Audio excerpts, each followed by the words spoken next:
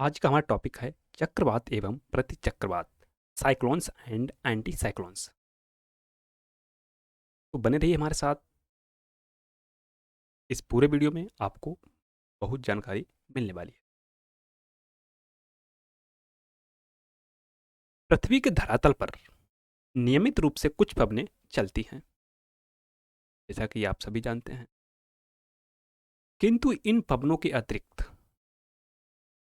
जो नियमित पवनें हैं, इनके अतिरिक्त धरातल पर नियमित रूप से कुछ पवनें चलती हुई देखी जाती हैं, जिनका समय और स्थान निश्चित।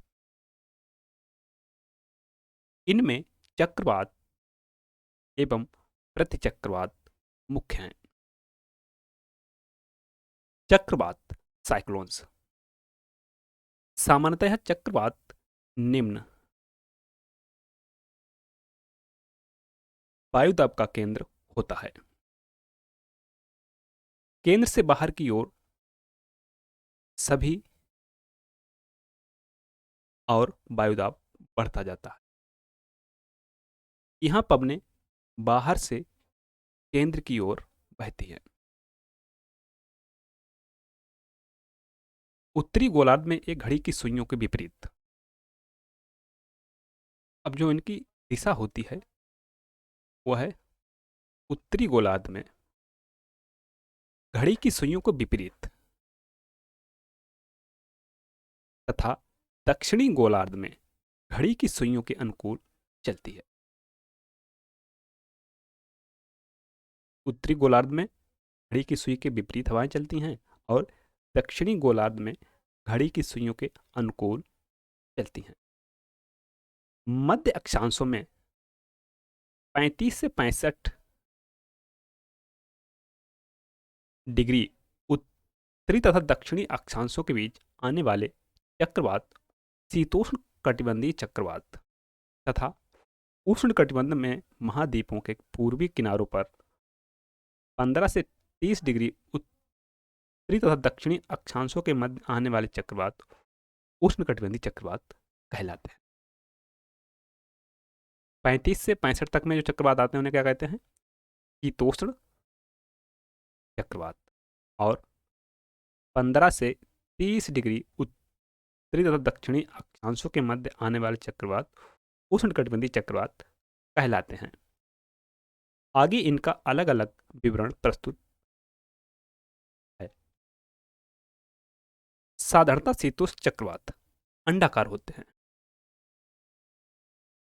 अंडाकार इसमें निम्न दाब ठीक केंद्र के समीप रहता है। ठीक केंद्र के समीप रहता है। केंद्र से बाहर की ओर सभी दिशाओं में वायुदाब क्रमशः बढ़ता जाता है। चक्रवात में इस कारण समदाब रेखाएं भी लगभग अंडाकार होती हैं। कई बार ये वी के समकक्ष आकृति के भी होते हैं। इनका विस्तार कहां पर होता है? चक्रवात सदा भिन्न भिन्न विस्तार वाले होते हैं। मध्य अक्षांशों में ये शीतोष्ण चक्रवात कहलाते हैं एवं इनका विस्तार 320 से 480 किलोमीटर और कभी कभी 3200 किलोमीटर तक भी देखा जाता है। इनका क्षेत्रफल लाखों वर्ग किलोमीटर भी हो सकता है। क्षेत्रफल है चक्रवातों का यह लाखों वर्ग किलोमीटर भी हो सकता है। ये चक्रवात सामान्यतया 35 डिग्री से 65 डिग्री उत्तरी तथा दक्षिणी अक्षांशों के मध्य आते हैं। दिशा क्या होती है इनकी? डायरेक्शन। चक्रवात शायद ही कभी स्थिर रहते हैं। ये प्रायः प्रचलित पवनों की दिशा की ये प्रायः प्रचलित पवनों की दिशा में आगे बढ़ते रहते हैं। इस प्रकार पछुआ पवनों के प्रदेश में प्रायः पूर्व की ओर चलते हैं। व्यापारिक पवनों के क्षेत्र में इनकी दिशा प्रायः पूर्व से पश्चिम की ओर रहती है, परंतु कभी कभी उष्ण प्रदेश वाला चक्रवात पछुआ पवनों के प्रदेश में पहुंच जाता है तो उसकी दिशा पश्चिम से पूर्व की ओर बदल जाती है। गति, चक्रवात की गति कितनी? इनकी गति सदैव एक सी नहीं रहती है। चक्रवात की गति जो है हमेशा एक सी नहीं रहती है। शीतोष्ण प्रदेश में इनकी गति 30 से 60 किलोमीटर प्रति घंटा के बीच रहती है। उष्ण प्रदेश में चक्रवात इससे भी धीमे चलते हैं। उनकी गति 3 से लेकर 16 किलोमीटर प्रति घंटा से अधिक नहीं होती है। चक्रवात के भाग, पार्ट्स ऑफ साइक्लोन। चक्रवात के सामने वाले भाग को अग्रभाग या बाताग्र फ्रंट और पीछे वाले भाग को पृष्ठभाग रियर कहा जाता है। यदि एक रेखा इनके निम्न भाग से आगे बढ़ने की दिशा से समकोण बनाती हुई खींची दी जाए तो वह द्रोणी रेखा कहलाती है। चक्रवात में निम्न दाब ठीक मध्य में नहीं होता, वरन कुछ पीछे हटा हुआ होता है। साधारणतः यही बिंदु चक्रवात का मध्य भाग कहलाता है। जब शीतोष्ण चक्रवात किसी स्थान से होकर निकलता है तो पहले उस स्थान का वायुदाब क्रमशः कम होने लगता है। जो वहां का वायुदाब है क्रमशः कम होने लगता है।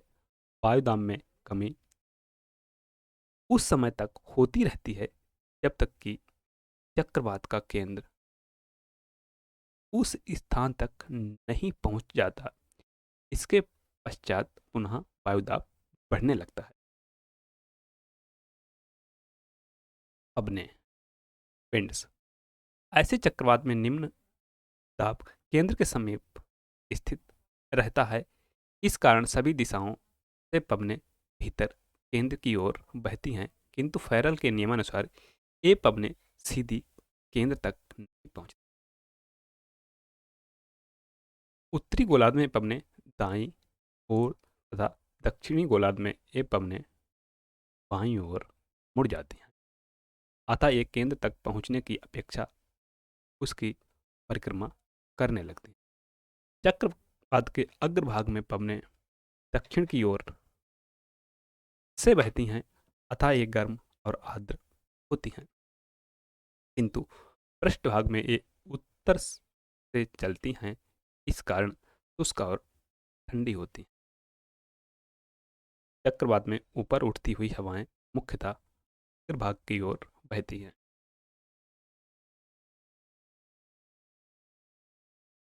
अतः अग्रभाग पृष्ठभाग की अपेक्षा हवाओं से अधिक प्रभावित रहता है। इसी कारण अग्रभाग में चक्रवाती वर्षा अधिक होती है। तापमान, टेम्परेचर। चक्रवात में तापमान परिवर्तन दिन और एक वर्ष के समय के अनुसार होता है। शीतकाल में अग्रभाग गर्म और पृष्ठभाग अधिक ठंडा रहता है। शीतकाल में ग्रीष्म ऋतु में यह परिवर्तन पिछले दिनों के मौसम पर निर्भर करता है। साधारणतः चक्रवात का अग्रभाग सभी ऋतुओं में उष्णाद्र रहता है। पृष्ठभाग में आकाश स्वच्छ रहता है। मेघ और वर्षा, क्लाउड्स एंड रेनफॉल। चक्रवात के आगमन के पूर्व आकाश में श्वेत मेघों की लंबी किंतु पतली टुकड़ी दिखाई पड़ती है। मेघों की इन लंबी टुकड़ियों से ही चक्रवात के आगमन संबंधी सूचनाएं प्राप्त होती हैं।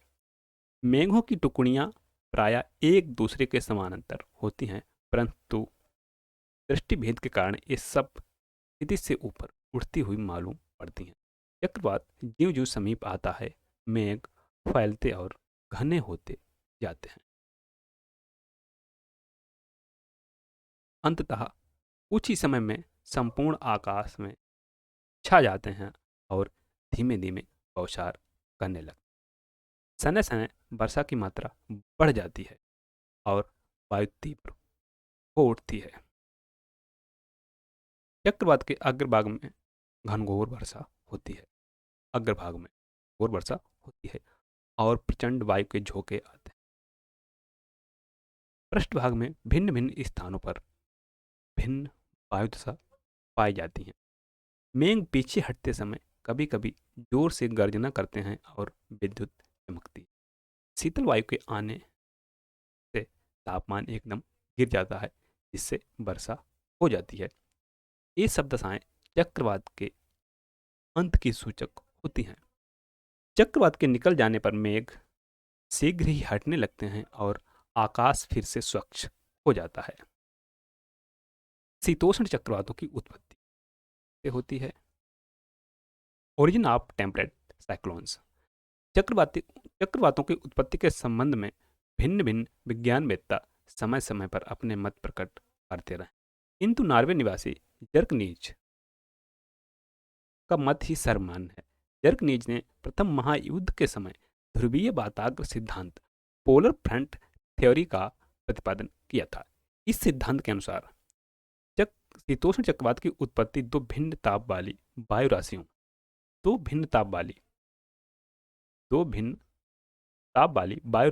ध्रुव प्रदेश की शीतल वायु राशि और उष्ण प्रदेश की वायु राशि की प्रतिक्रिया के फलस्वरूप होती है।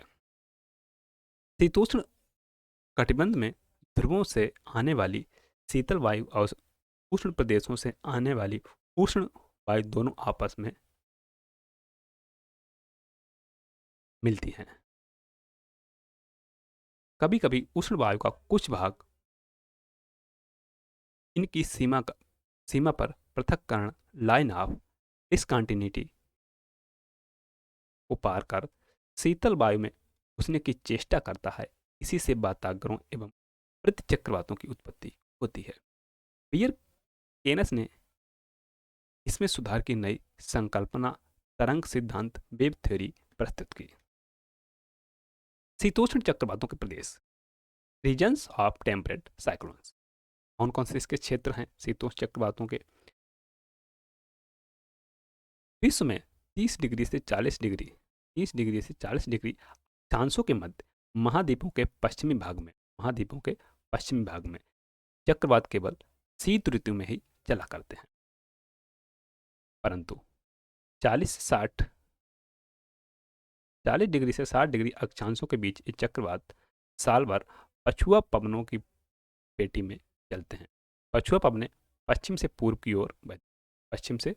ओर अतः ये चक्रवात भी पश्चिम से पूर्व की ओर चलते हैं। पश्चिमी यूरोप में बसंत ऋतु में इनकी शक्ति सबसे कम होती। ज्यों ज्यों ये चक्रवात स्थल की ओर बढ़ते हैं, उनकी शक्ति कम होती है और वर्षा भी कम होती जाती है। महाद्वीप के पूर्व में इन्हीं अक्षांशों में चक्रवातों से वर्षा नहीं के बराबर होती है, किंतु उत्तरी अमेरिका में ऐसी स्थिति नहीं रहती। इन चक्रवातों से राखी के पश्चिमी भाग में खूब वर्षा होती है, और जब वे रॉकी पर्वत को पार करके पूर्वी तट के निकट पहुंचते हैं तो समुद्र की ओर से बांस भरी पवनें इनसे वाताग्र बनाती हैं। ये पवनें दक्षिण पूर्व से बहती हैं और ठंडी होकर वर्षा करती हैं। उत्तरी अमेरिका में मिशिगन, ओंटेरियो और पश्चिमी न्यूयॉर्क के भागों में वर्षा होने का कारण यही है। पश्चिमी रूस तथा भूमध्य सागरीय देशों में भी इनका प्रभाव। दक्षिणी गोलार्ध में ये चक्रवात वर्ष भर बनते हैं। इनके उत्पत्ति स्थान महासागर। जो चक्रवात हैं इनकी उत्पत्ति कहाँ होती है? महासागर। इनका मार्ग मध्य चिली, दक्षिणी अफ्रीका, दक्षिण पश्चिमी ऑस्ट्रेलिया, दक्षिण पूर्वी ऑस्ट्रेलिया, तस्मानिया, न्यूजीलैंड है। अटलांटिक महासागर में उत्पन्न चक्रवात शीत ऋतु में मध्य सागरीय प्रदेशों को पार करते हुए एशियाई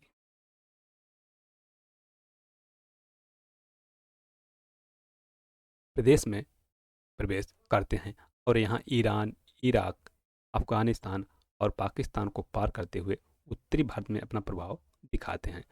उष्णकटिबंधीय चक्रवात। उष्ण प्रदेश के चक्रवात शीतोष्ण प्रदेशों के चक्रवातों से कई बातों से भिन्न होते हैं। उष्ण प्रदेशीय चक्रवात प्रायः विस्तार में छोटे। उष्ण प्रदेशीय चक्रवात प्रायः विस्तार में छोटे और गति में धीमे होते हैं, परंतु इनमें पवनें प्रचंड रूप से और घनघोर वर्षा करती हैं। इसके अतिरिक्त ये चक्रवात अपने आकार और वर्षा व तापमान के वितरण में अधिक प्रदेश समान होते हैं। इनकी समदाब इनकी समताप रेखाएं लगभग गोलाकार और निम्न दाब ठीक मध्य में रहता है। इसके अग्रभाग और पृष्ठभाग की अवस्थाओं में पवन दिशा के अतिरिक्त कोई मुख्य भेद नहीं होता। किसी भी ओर से केंद्र तक पहुंचने पर वायु मेघ और वर्षा की मात्रा में बाहर से उत्तर की ओर वृद्धि हो जाती है। केंद्र स्वयं एक शांत क्षेत्र होता है। इसे चक्रवात का चक्षु, आई ऑफ स्टॉर्म कहते हैं। इस 15 से 30 कोर किलोमीटर के क्षेत्र में पवने शांत, आकाश प्राय स्वच्छ एवं वर्षा रहित रहता है। इसके पश्चात चक्रवात का रौद्र रूप पुनः हो जाता है। उष्णकटिबंधीय चक्रवातों के प्रभाव क्या हैं? Effects of tropical cyclones. ये चक्रवात बड़े भीषण होते हैं। जब ये आगे बढ़ते हैं तो मार्ग की समस्त वस्तुओं को नष्ट करते जाते हैं।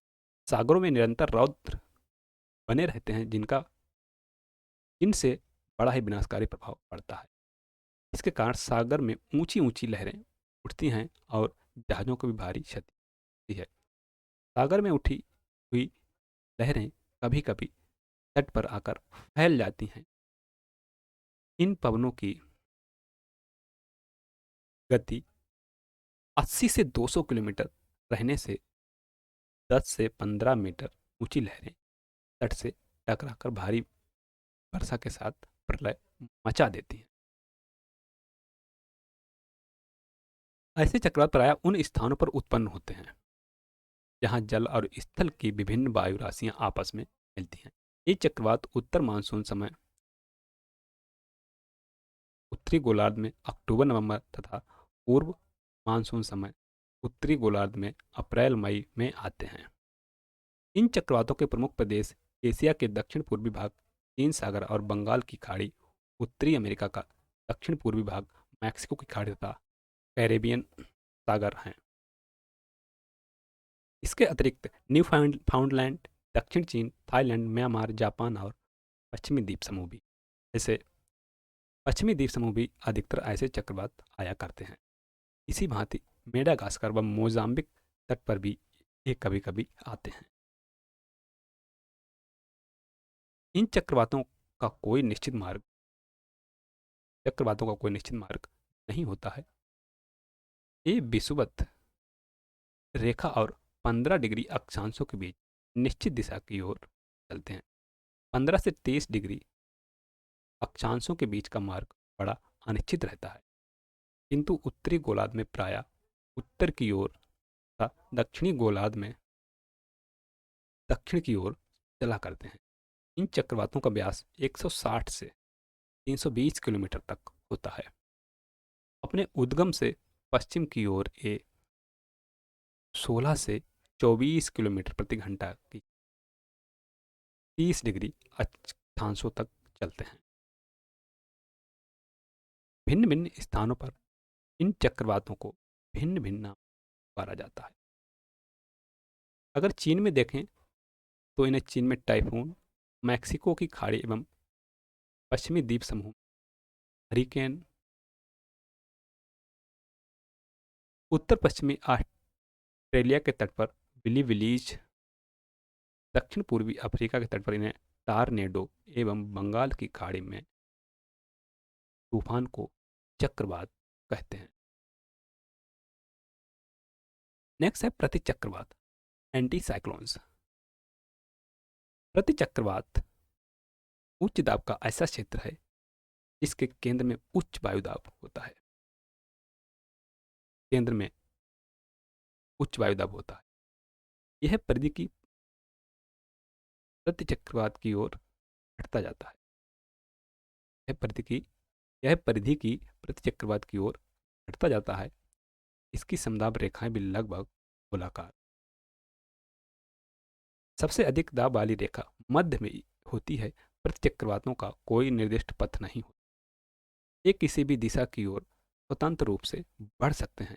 कभी कभी ये एक ही स्थान पर लगातार कई दिनों तक बने रहते हैं और कभी कभी धीरे धीरे दूर हटते हुए बिल्कुल नष्ट हो जाते हैं। इनके भीतर जो भी परिवर्तन आते हैं वे बहुत ही धीरे धीरे। पवने, प्रतिचक्रवात में पवने कैसी होती हैं? प्रतिचक्रवात में उच्च दाब केंद्र में रहता है, इसलिए पवने केंद्र से बाहर की ओर चलती। बहुत अच्छा पॉइंट है कि प्रतिचक्रवातों में जो पवने हैं वो केंद्र से बाहर की ओर चलती हैं। केंद्र से बाहर चलते समय फैरल के नियमानुसार ये अपनी दिशाएं बदल देती हैं। उत्तरी गोलार्ध में दाईं ओर और दाईं ओर घड़ी की सुई की दिशा में तथा दक्षिणी गोलार्ध में इसके ठीक विपरीत बाईं ओर मुड़ जाती हैं। प्रतिचक्रवात में समदाब रेखाएं काफ़ी दूर दूर होती। इसके मध्य भाग में ये विशेषता बहुत दूर होती हैं। इस कारण प्रतिचक्रवात में पवनें बड़ी मंद गति से चलती हैं। केंद्र के समीप शांत क्षेत्र रहता है। यहाँ बहुत ही हल्की और अस्थिर पवनें चला करती। केंद्र में वायु प्रवाह का पूर्ण अभाव और शांति प्रतिचक्रवात की प्रमुख विशेषताएं हैं। शीतोष्ण प्रदेशों में प्रतिचक्रवात प्रायः दो चक्रवातों के बीच स्थित होते हैं। इसका कोई निर्दिष्ट पथ नहीं होता। यह किसी भी दिशा की ओर स्वतंत्र रूप से बढ़ सकता है। इसका प्रभाव बड़ा ही अनिश्चित रहता है। यह कभी आगे बढ़कर फैल जाता है और पुनः सिकुड़ जाता है। प्रतिचक्रवात प्रायः बहुत विस्तृत होते हैं और इनकी गति 10 से 30 किलोमीटर प्रति घंटा तक, किंतु इसके भीतर चलने वाली हवाओं की गति 5 से 10 किलोमीटर प्रति घंटा ही रहती है। मौसम एवं वर्षा। प्रतिचक्रवात में प्रायः मौसम स्वच्छ और सुहावना रहता है। आकाश में मेघ नहीं रहते, अतः मेघों के अभाव में दिन में बड़ी सूर्य बड़ी प्रचंडता से तपता है, परंतु रात्रि में गर्मी पुनः नष्ट हो जाती है। ग्रीष्म काल में इस कारण दिन बड़े गर्म होते हैं। सूर्यास्त के बाद तापमान फिर गिरने लग जाता है। रात्रि के पिछले प्रहर में तापमान इतना नीचे चला जाता है कि सूर्योदय के समय कोहरा और धुंध छा जाते हैं। पतझड़ ऋतु में कोहरा और धुंध की मात्रा और भी बढ़ जाती है। शीतकाल में सूर्य से बहुत कम गर्मी प्राप्त होती है।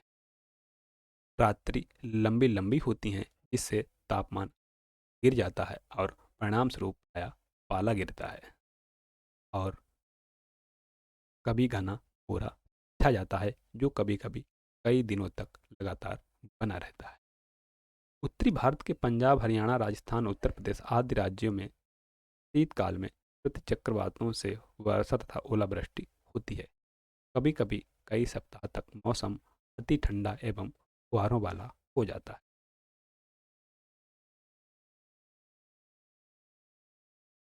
थैंक्स, मिलते हैं नेक्स्ट वीडियो में।